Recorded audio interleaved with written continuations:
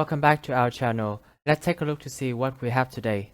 Russian troops in strategic Black Sea port city of Kherson, mayor say. KHARKIV, Ukraine, March 3rd. Russian troops were in the center of the Ukrainian port of Kherson on Thursday, after a day of conflicting claim over whether Moscow had captured a major urban center for the first time in its 8-day invasion. Russia Defense Ministry said it had captured Kherson on Wednesday, but an advisor to Ukrainian President Volodymyr Zelenskiy responded that Ukrainian forces continue to defend their Black Sea port of about 250,000 people. We are people who broke the enemy's plans in a week, Zelensky said in a video address. These plans had taken years to write. They are mean with hatred for our country, for our people. The capture of the strategic southern provincial capital, where the Dnipro River flows into the Black Sea, would be the first significant urban center to fall since Moscow launched its invasion on February 24. Russian forces have yet to overthrow the government in Kyiv, but thousands are reported to have died or been injured, and more than 1 million people have fled Ukraine amid the biggest attack on a European state since 1945.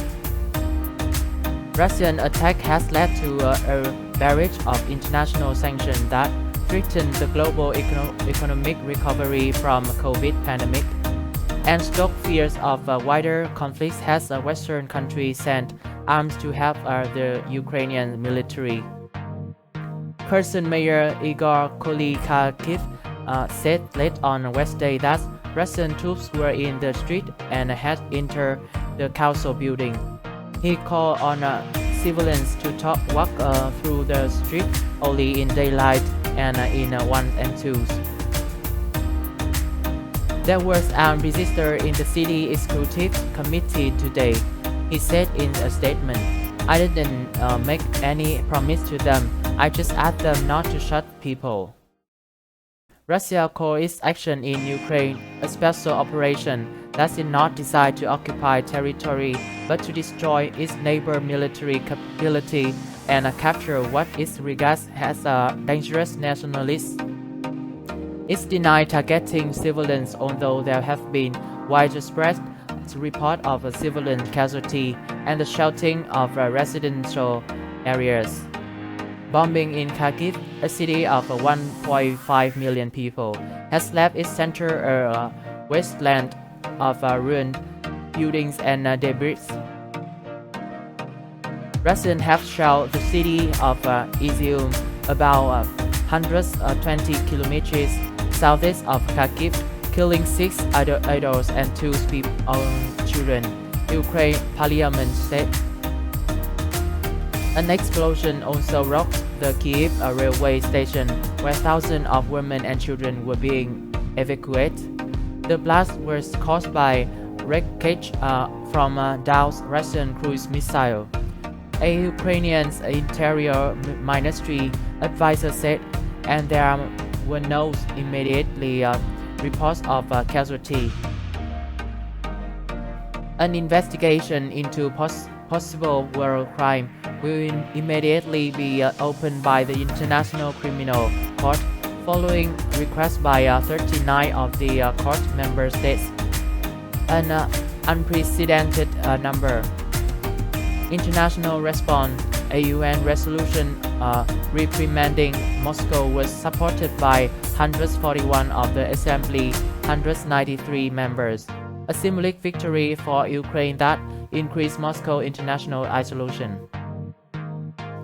More is at stake even than the conflict in Ukraine itself. This is a threat to the security of Europe and the entire rules-based order, U.S. Secretary of State Antony Blinken said. Russian Foreign Minister Sergei Lavrov said Moscow still sought Ukraine demilitarization and that there should be a list of specified weapons that could never be deployed on Ukrainian territory.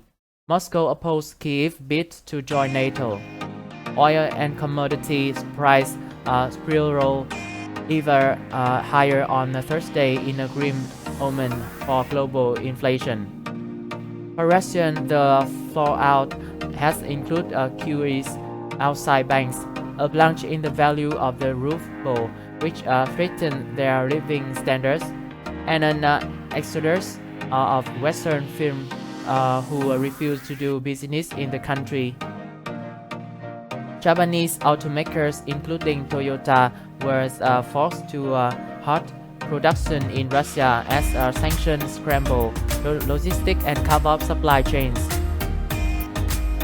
Russia's central bank itself, under sanction, has doubled interest rate to 20% and pitched down Russia's sovereign credit rating to junk status.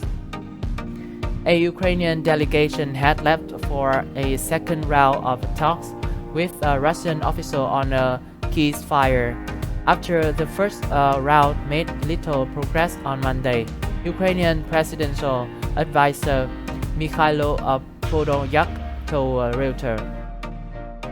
The UN Human Rights Office said it had confirmed the death of 227 civilians and 525 injuries during the conflict as of midnight on March 1, mostly caused by the use of explosive weapons with a wide impact area. It's cautioned that the real toll would be much higher due to reporting delays. Forbes reported Germany had said Russian billionaire Alisher Usmanov mega yacht in a Hamburg shipyard, while at least 5 super yachts owned by a billionaire was anchored or cruising in a Maldives, an Indian Ocean island nation that does not have an extradition treaty with the United States, data show. Russian businessman Roman Abramovich said he would sell London Chelsea Football Club and donate money to help victims of the war in Ukraine. This is the end of our news today. If you like this video, please like and subscribe for our channel. Thanks for watching and see you next time.